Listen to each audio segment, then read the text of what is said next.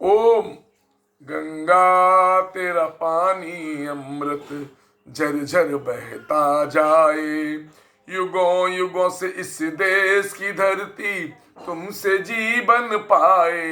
ये पंक्तियां जब गाई जाती हैं तो हमारा मन अपनी गंगा माई के प्रति श्रद्धा से भर जाता है। आध्यात्मिक दृष्टि से गंगा जी का उद्गम भगवान श्री विष्णु जी की पैरों के नखों से हुआ है।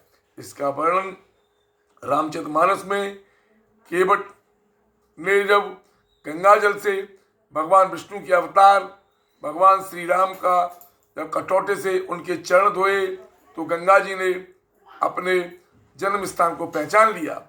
सनातनियों का तो माता गंगा का चोली दामन का साथ है। इस समय प्रयागराज में गंगा स्नान चल रहा है।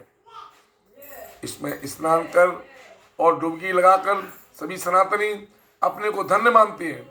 हिमालय की बर्फीली गुफा जिसका मुख गाय की तरह दिखता है, जिसे गौमुख कहा जाता है, यहीं से सफेद धवल चांदी की तरह चमकती गंगा जी निकलती हैं। युगांतरों से संतों तपस्वियों को गंगा के किनारे वास करने में बड़ा आनंद आया है और उन्होंने अपने तप और तेज से उसके किनारों पर पवित्रता पीछे छोड़ी है। गंगा जल में एक असाधारण कदाचित एक अद्भुत गुण यह है कि वह कभी दूषित नहीं होता है। उसकी अपरिवर्तनीय जीवाणु शून्यता है।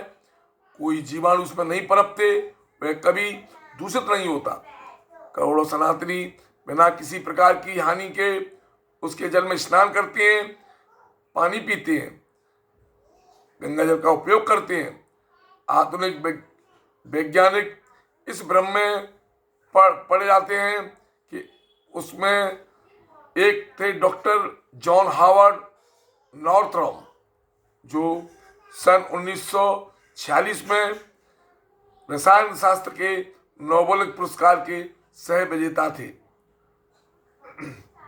उन्होंने गंगा जल पर शोध में कहा था कि हम जानते हैं कि गंगा भारी मात्रा में दूषित है, फिर भी भारतीय लोग उसका पानी पीते हैं, उसमें स्नान करते हैं, तैरते हैं और उन्हें कुछ भी नहीं होता।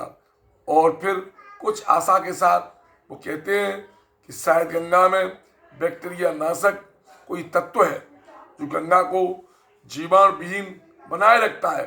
दोस्तों, इसका मतलब यह नहीं कि कोई गंगा जी में जाकर उसमें गंदगी करे। माँ गंगा हम भारतीयों की माता है, उसकी स्वच्छता बनाए रखें।